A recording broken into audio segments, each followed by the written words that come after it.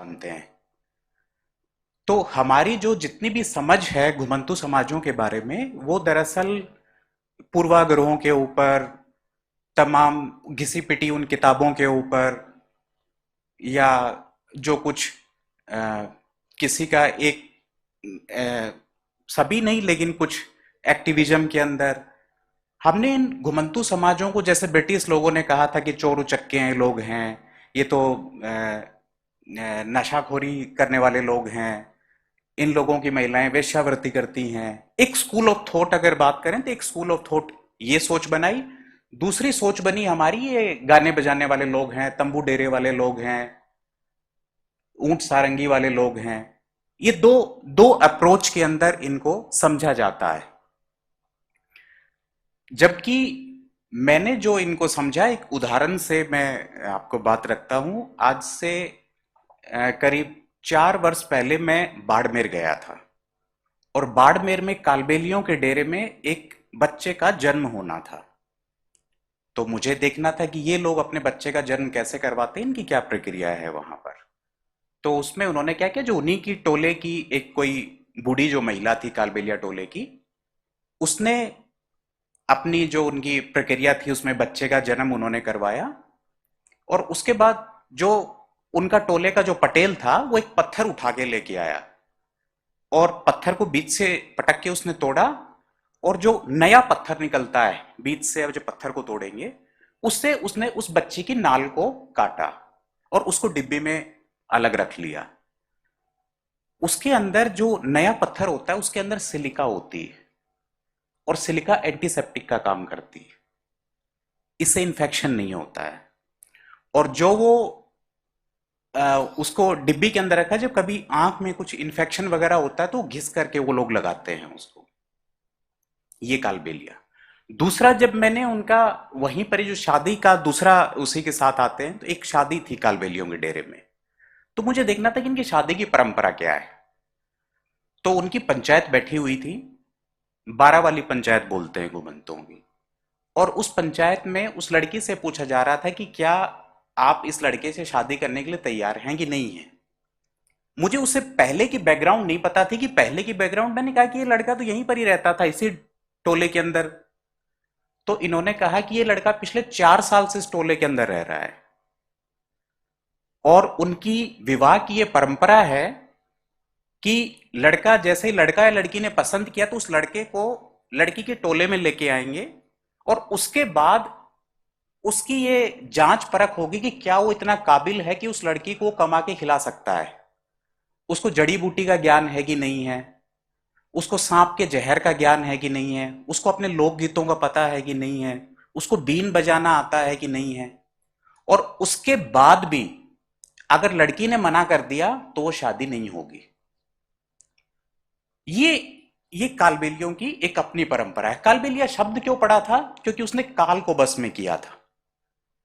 क्योंकि अगर आप रेगिस्तान या बाकी क्षेत्र देखेंगे, तो यहां पर एक जो मौत का जो मेन कारण था मरने का, वो था सांप का काटना, और उसने उस सांप को वश में किया था, इसलिए कालबेलिया पड़ा था। जो आप उनकी परंपरा को पाएंगे, वो कितनी कारगर है नहीं है हम उसकी बात नहीं कर रहे।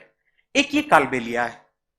एक दूसरा बंजारा है जो पानी के ऊपर काम करता है। जितनी आप बावड़ियां देखेंगे, वो अधिकांश आपको पुराने बंजारों की मिलेंगी, या झीलें देखेंगे वो आपको बंजारों की मिलेगी। एक भोपा है स्टोरी टेलर का, जो काम करता है, स्टोरी टेलिंग आप बोलते हैं।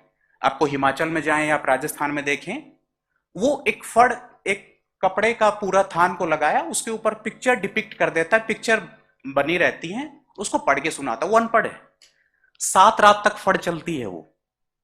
और उस फड़ के अंदर एक रात में जो शब्द बोलते हैं, 12,000 शब्द अनपढ़ लोग गाते हैं, और 7 रात में 84,000 शब्द, जिनको हम अनपढ़ कहते हैं, 84,000 शब्द गाते हैं। ये भोपा है।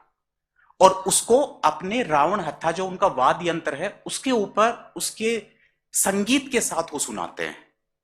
और जो 24 राज परिवार है, राजस्थान के 24 राज परिवार को सुनाते हैं। अगर हिमाचल में जाएंगे तो हिमाचल वालों को अपने इतिहास को उसमें बताते हैं। ये भोपा है। ऐसे ही आप दूसरे समाज देखेंगे, लंगा देखेंगे, मंगणियार देखेंगे। यानी कि जो हर नोमेडिक कम्युनिटी है, जो भी घुमंतू समाज है, वो एक खास तरह का ज्ञान का प्रकार है। जो मेरी पहली स्थापना वो ये है कि जो नोमैडिक कम्युनिटी है, घुमंतू समुदाय हैं, वो विशिष्ट ज्ञान के प्रकार है।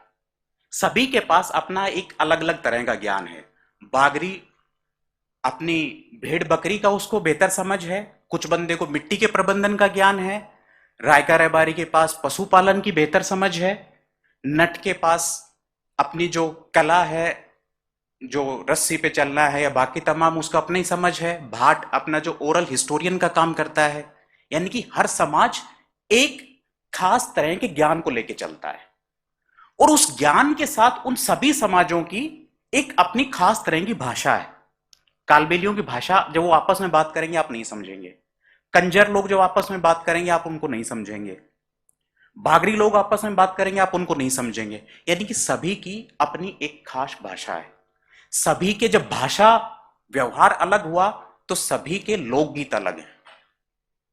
सभी के पास खास तरह के वाद्य यंत्र है। किसी के पास रावण हत्था है, किसी के पास खंजरी है, किसी के पास आपको तंबूरा मिलेगा, किसी के पास सारंगी मिलेगी, किसी के पास सहनाई मिलेगी, किसी के पास चग मिलेगा। यानी कि सभी के अपने वाद्य यंत्र अलग, सभी के खास तरह के पशु हैं। जो घुमंतू समाज है उनके खास नस्ल के पशु आपको मिलेंगे।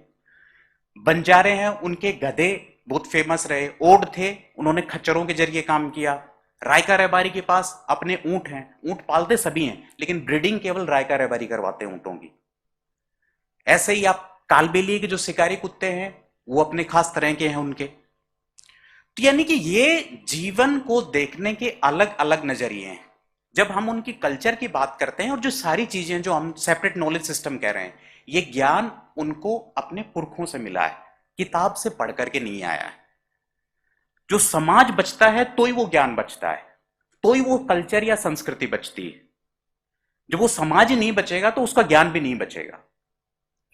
जब हम इनको नोमैड्स एक अलग आइडेंटिटी है, घुमंतू, दलित अलग आइडेंटिटी है और ट्राइबल अलग आइडेंटिटी है। हम इन तीनों को मिला देते हैं और खासकर हमारे यहां जो एकेडमिक्स के अंदर या जो रिसर्च होता है, दलित आइडेंटिटी ऊंच नीच के भेद पर टिकी है, ट्राइबल आइडेंटिटी जंगल के अधिकारों पर टिकी है, और घुमंतू समाज ना कभी पहले ऊंच नीच के अंदर बटा था, ना धर्मों के आधार पर बटा था। ये अब धीरे धीरे हमारे समाज उसमें बीमारियां आने लगी। वो जो कल्चर चेंज वाले पे जो बात कर रहे हैं वो हम देखेंगे, वो कभी नहीं बटा था। वो कभी भी जंगल के अधिकार को या बाकी उसके ऊपर जोड़ के नहीं देखते, क्योंकि वो लगातार घूमते रहते थे वो लोग। तो यानी कि वो सेपरेट आइडेंटिटी। जब उनके कल्चर की बात की जाती है तो सबसे पहली स्थापना ये होनी चाहिए कि नोमैड्स भी है, वो भी अपनी एक अलग आइडेंटिटी, अलग पहचान रखता है, वो इनके साथ जुड़ा हुआ नहीं है।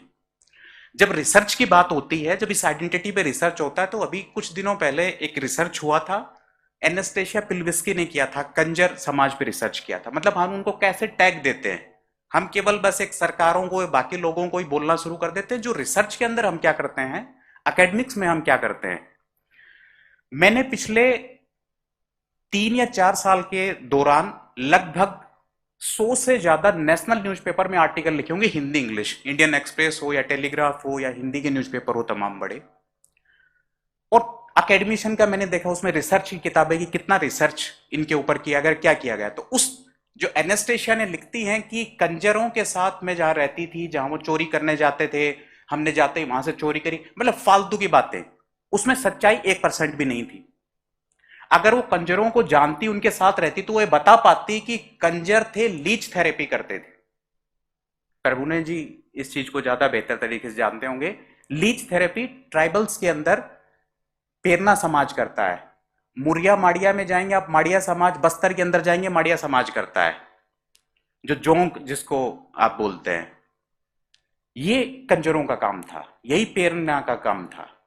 कुछ बंदा का अलग काम था, कालबेलिया का अलग काम था। और ये सारे अपने समाज से इनकी एक जुगलबंदी थी कि मैं आपको अपनी सर्विस दूंगा और बदले में आप मुझे कुछ जो भी आप देना चाहे। क्योंकि सारी सोच इस बात पे टिकी थी कि जमीन पे जो भी निपजेगा उसके ऊपर सबका हक है। तो किसान अपनी फसल का 1/10 हिस्सा अलग निकाल लेता था कि नट भाट आ रहे हैं या भोपा आ रहा है या जो भी समाज आ रहा है, ग्वारीन आ रही है, तो उसको अपने हिस्से का मिलता रहेगा। समाज को इन घुमंतुओं ने चलाया। पूरा जो मिडाइवल इंडिया है, पूरी मिडाइवल इंडियन हिस्ट्री देखेंगे, वो चार ताकतों के इर्द गिर्द घूमती है। एक राजा की ताकत है, एक धर्म की ताकत है, एक जाति की ताकत है, और एक पुरुष की सत्ता है जो अभी भी है। धर्म और पुरुष की सत्ता अभी भी है। चार सत्ताओं के अंतर्गत पूरा मध्यकालीन भारत है। यह घुमंतु समाज था जो चारों सत्ताओं से लड़ रहा था। इनके लिए जाति पाति या धर्म का कोई भेद नहीं था। ग्वारीन जो एक टोकरा लेके सर पे आते, कहीं पर आप उसको मनिहारिन बोलते हैं, कहीं पर कुछ बोलते हैं, जैसे कि नट है, कहीं पर आपने उसको दंड चग्गा, छत्तीसगढ़ में दंड चग्गा बोलेंगे, दांड जो रस्सी पे चलने वाला, वहां पर आप उसको बजानिया नट बोलेंगे। पश्चिम बंगाल में चले जाएंगे, आप उसको तलवार नट बोलेंगे। नाम उनके अलग अलग है। जैसे बंजारों को आपने कहीं पर बिंजारी बोला, कहीं बंजारे बोले, बस्तर में उनको बपोरी बोलते हैं। तो वो ग्वारिन जो टोकरा लेकर के आती थी सर पे, उसके पास तीन चार चीजें ही होती थी। महिलाओं के अंडरगारमेंट्स होते थे, चूड़ियां होती थी, और उनके जो आप ये ब्यूटी पार्लर वाले प्रोडक्ट्स होते थे। ये कभी भी पुरुष महिला के लिए नहीं लेके आया, ना आज लेके आया। आज तो उसके पास ब्यूटी पार्लर और तमाम मॉल वगैरह हो गए, और ना ही कभी पहले लेके आया। तो उसकी जरूरतों को पूरा करने का माध्यम ग्वारिन ही थी। और ग्वारिन अकेली महिला थी जो ब्राह्मण के घर में भी बैठ करके सामान देती थी, दलित के घर में भी बैठ के सामान देती थी। उसके लिए ना हिंदू का कोई मतलब था, ना मुस्लिम का कोई मतलब था, क्योंकि वो सभी की जरूरत पूरा कर रही थी। तो जैसे ही वो आती थी तो ये भेद समाप्त हो जाता था। जब नटनी रस्सी पे चलती थी गांव के अंदर आकर के, तो उसको देखने के लिए राजपूत महिला भी खड़ी है, ब्राह्मण महिला भी खड़ी है, और दलित महिला भी। वहां पर भेद नहीं, ना धर्म का भेद है, ना जाति का भेद है। यानी कि वो केवल कला नहीं है, वो वहां पर जब सोशल ट्रांसफॉर्मेशन, सामाजिक बदलाव का आधार वो तैयार करते हैं।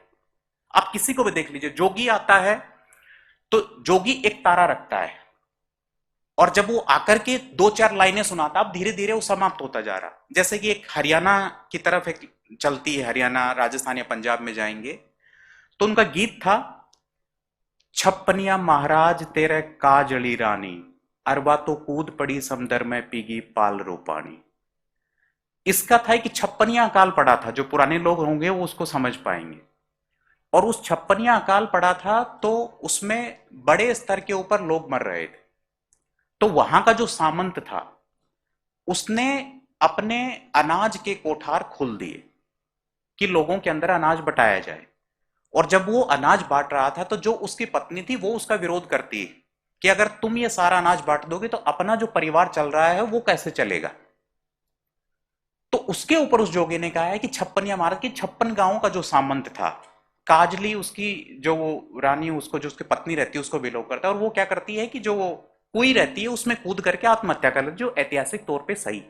तो उसने अपने गीत के जरिए इतिहास का बखान किया। उस जोगी ने बदले में एक आटा लिया। तो वो भीख नहीं मांग रहा है, वो आपको सर्विस दे रहा है। आपके पास और कोई तरीका नहीं था जानने का उस दौरान। और खासकर गांवों के अंदर, घरों के अंदर, जहां पर आज भी इतना ज्यादा शिक्षा का स्तर कैसा है वो आप बेहतर तरीके से जानते हैं। तो ये सारे के सारे समाज, यानी कि जो सोशल ट्रांसफॉर्मेशन है वो करने वाले घुमंतु समाज, विभिन्न संस्कृतियों में संवाद बनाने वाले ये लोग हैं। अगर आप बंजारों का देखेंगे, अरब से हम सिल्क रूट की बात करते हैं, लेकिन कभी भी स्टिल रूट की बात नहीं करते हैं। जो राजस्थान से, सिंध से, मुल्तान से होते हुए अरब तक जाता है, जो 65 तक चलता रहा है। 1965 के अंदर युद्ध होने के बाद उसको बिल्कुल ब्लॉक किया है, वरना उससे पहले तक हमारा एक पूरा सर्कुलेशन है। अरे इसको पूरे चलाने वाले जो मेन लोग रहे हैं वो बंजारे, सिंधी मुस्लिम और ये रायका रहबारी, इनके पूरे कैमल कैरवान जाते थे। इसको स्टिल रूट बोला जाता था। तो यानी कि ये जो समाज है, जो अलग अलग तरह के जो काम कर रहे हैं, हमने इनको केवल डिपिक्ट किया इसी अपराधीकरण के ऊपर, इसी नशाखोरी के ऊपर।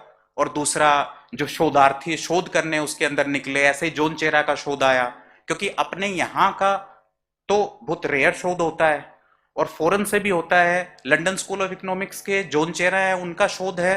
वो कालबेलियों को बोलते हैं तो चोर उचक भीख मांगते हैं, सांप को नचाने वाले हैं। कालबेलिया 21 दिन से ज्यादा अपने पास सांप को नहीं रखता है। जो पुराने कालबेलिया हैं, जिनको अगर उनकी थोड़ी सी परंपरा को समझेंगे तो। और कभी भी वो सांप को मारता नहीं है, वो सांप की पूजा करते हैं। ऐसे ही सभी समाज, कलंदर कभी भी भालू को मारता नहीं था, मदारी कभी भी बंदर को मारता नहीं। तो उनके साथ जो ये पशु जो हम केवल बोल देते हैं, वो उनके लिए केवल पशु नहीं है। घुमंतुओं के लिए जितने भी आप जानवरों की बात करते हैं, वो उनके लिए पशु नहीं है, केवल पशु नहीं है उनके लिए। उनके जीवन के रीति रिवाज, उनकी परंपराएं, जब संस्कृति की बात करती है, वो सारी उससे जुड़ी है। उनके वाद्य यंत्रों से उनके पूरा लोकगीत संगीत जुड़ा है, उनके पशुओं से उनका पूरी परंपराएं जुड़ी है। तो जब आप संस्कृति की बात करते हैं हम, तो हम कभी भी उनके पशुओं को, उनके वाद्य यंत्रों को, उनके लोकगीतों को, उनकी कहावतों को, उनको अलग हटा देते हैं। और उसके बिना उसकी संस्कृति कुछ नहीं है। तो दूसरा इसके अंदर था कि ये जो सारा ज्ञान, जो इसके ऊपर जो संकट आ रहा है, जो चेंज हो रहा है, एक तो चेंज है इसी तरह के शोध को लेकर के, जो अलग अलग तरह का ये शोध निकल रहा है कि किताब आपने कुछ भी छापी, कुछ भी उसके अंदर लिख दिया, वो विरोध करने वाले नहीं है। अगर वो इतने सक्षम होते कंजर, तो वो विरोध कर पाते। कालबेलिया सक्षम होते, वो विरोध कर पाते। अगर नट भाट सक्षम होते, तो वो विरोध कर पाते। एक अनपढ़ महिला जब वहां गीत गाती है कि ऊंटा ऊपर कस लियो भार ये मीरा भाई मेड़तनी, तो वो इस बात की तरफ इशारा करती है कि सेंस ऑफ हिस्ट्री और नॉलेज ऑफ हिस्ट्री दो अलग चीजें हैं। हम क्या करते हैं कि तिथियां रट ली, लेकिन हमें उसके कोई सेंस नहीं है। उसके पास, उसको नहीं पता है कि कहां पर चित्तौड़ है और कब मीरा गई थी, कब मीरा की शादी हुई थी। लेकिन उसको यह पता है, वो जो भाट है महिला, अनपढ़ है, लेकिन उसको यह पता है कि यहां से एक नगर है चित्तौड़, वहां पर मीरा यहां से शादी होकर के गई थी, ऊंट पे बैठ के गई थी। और उस गीत में आगे बोलती है कि कुण खुदाया से या बावड़ी, कुण लगा दिए गढ़ चित्तौड़। तो उसका पूरा गीत सुनेंगे तो उसमें पूरा सेंस है इतिहास का। तो यानी कि जो हम उनके गीतों को देखते हैं, हम केवल उनको मनोरंजन के आधार पे सीमित कर देते हैं। ये केवल संगीत सुनने का, केवल बस आनंद का एक जरिया है। हमारे पास समय कम है, तो मैं इसमें ज्यादा चीजें नहीं करूंगा। एक दो चीजें केवल बस कालबेलियों के ऊपर ही बात में रखूंगा, कैसे उसमें चेंजेस आ रहा है। एक चेंज हम लेकर के आए फॉरेस्ट राइट एक्ट में, एक चेंज हम लेके आए वाइल्ड लाइफ कंजर्वेशन एक्ट में, कि जो वन्य जीव संरक्षण अधिनियम है कि अब आप सांप नहीं रख सकते हैं। अब सांप हटते ही उसका जीवन उससे अलग हो जाता है, क्योंकि सांप से ही उसके गीत जुड़े हैं, सांप से उसकी जड़ी बूटियों का ज्ञान जुड़ा है, सांप से उसका नृत्य जुड़ा हुआ है, जो नृत्य आप देखते हैं। तो सांप नहीं है तो नृत्य भी नहीं है और जड़ी बूटियां भी नहीं है। और उसी नृत्य से, उसी सांप से, उसी से उसकी वेशभूषा है, तो उसकी वेशभूषा भी नहीं है। दूसरा हमने ये किया, कुछ अगड़ी जातियों ने ये किया कि आपका जो ये, मैंने वो इंसिडेंट क्यों बताया था कि वो लड़का पहले से 4 साल उसके टोले, ये उनकी एक प्रक्रिया थी शादी की कालबेलियों की। लेकिन पिछले 2-3 साल से 12 वाली पंचायत वही हुई, और उसके अंदर ये निर्णय लिया गया कि कोई भी अब से कालबेलियों के टोले में लड़का पहले नहीं आना चाहिए, क्योंकि ये राजपूतों को और जो बाकी ठाकुर समाज है उनको ये पसंद नहीं आता है। क्योंकि हमारे यहाँ ऐसा नहीं होता है। आप वहां पर, अगर आप राजस्थान के पीछे की साइड में जाएंगे, मतलब पीछे का मतलब है रेगिस्तान में, मारवाड़ क्षेत्र में, या इवन हरियाणा बाकी क्षेत्रों में, तो वहां पर अभी भी महिला के पास कोई अधिकार नहीं है। तो अब उनको ये नहीं लग रहा है कि ये पता नहीं क्या चेंज कर देंगे हमारे समाज के अंदर, तो इससे अच्छा है कि इसी को रोक दो, हम अपनी महिलाओं को आगे ना निकलने दें। इससे अच्छा है कि जो वो आ रही है उसको वहीं पर ही रोक दो कि भाई तेरे टोले में कोई पुरुष नहीं आना चाहिए, अगर आ गया तो हम तेरे गांव की सीमा में तुम्हें नहीं रहने देंगे यहां पर। अब उनके पास तो कोई अपनी जमीन है नहीं कालबेलियों के पास, तो डर के मारे क्या करेंगे, तो उन्होंने अपनी पंचायत करी और उसको हटाया। तो एक ये है कि हम कैसे कल्चर को चेंज कर रहे हैं पूरे उससे, क्योंकि केवल एक विवाह की परंपरा नहीं है, उससे उनका सारा जो व्यक्ति के सारे, क्योंकि वो सीखता था उसको शादी करनी है तो उसको सांप पकड़ना आना ही चाहिए, उसमें ये काबिलियत होनी चाहिए कि वो पूरे परिवार को चला सके। जो बीन बजाते हैं कालबेलिया, वो लहरा होता है, लहरा जैसे लहर चलती है, ट्रफ और क्रस्ट, ऐसे एक साथ वो कालबेलिया जो बीन बजाते हैं। कितनी लंबा सांस ले सकता है कोई, तो जैसे ही वो सांस को छोड़ेगा दूसरा कालबेलिया उस बीन को उठा लेगा, तो आपको टूटता हुआ नहीं लगेगा, वो ऊपर नीचे होता रहेगा उसका भाव। ये सबसे पहला उसका तरीका होता है उसको जज करने का, क्या इसको लहरा बजाना आता है कि नहीं आता है। अब हमने क्या किया, मॉडर्नाइजेशन के अंदर क्या किया, हम सिंफनी बनाने लग गए। बॉलीवुड से या बाकी जो लोग आते हैं वो सिम्फनी बनाते हैं कि एक बीन ले लो, एक ढोलक ले लो, तीसरा और कुछ ले लो, चौथा मोरचंग ले लो। इसके जरिए जो उसकी मूल उसकी आत्मा है बीन की, वो तो आपने समाप्त कर दी। उसकी मजबूरी है आजीविका की, क्योंकि अब वो सांप भी नहीं रख सकता है, वो बाकी जड़ी बूटियों का भी काम नहीं कर सकता है, तो वो मजबूरी बस उसके अंदर आ रहा है। तीसरा इसके अंदर है, जैसे उसके कुछ उत्पाद है, जैसे सुरमा है, बाजार से जो मिलती है काजल और सुरमी वो अलग होती है। कालबेलियों का जो सुरमा रहता है वो उसकी केचुली से बनाते हैं, सांप की केचुली से। और सांप की केचुली के अंदर रतन जोत है, समुद्र के झाग हैं, बहुत सी चीजें मिलाई जाती है, उसमें हल्का पॉइजन मिलाया जाता है।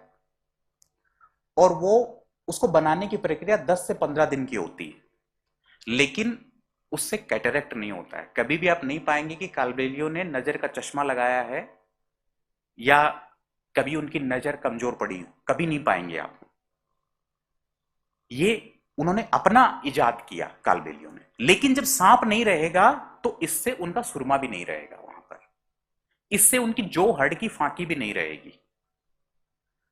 पूरे हरियाणा राजस्थान में अगर आप देखेंगे, जो हड़ की फांकी बनाने वाले लाने वाले वो लोग हैं कालबेलिया। जन्म घुट्टी तक वो लेके आते, क्योंकि जंगल वाले एरिया में रहते थे तो वही जड़ी बूटियों को उनको ज्यादा ज्ञान था।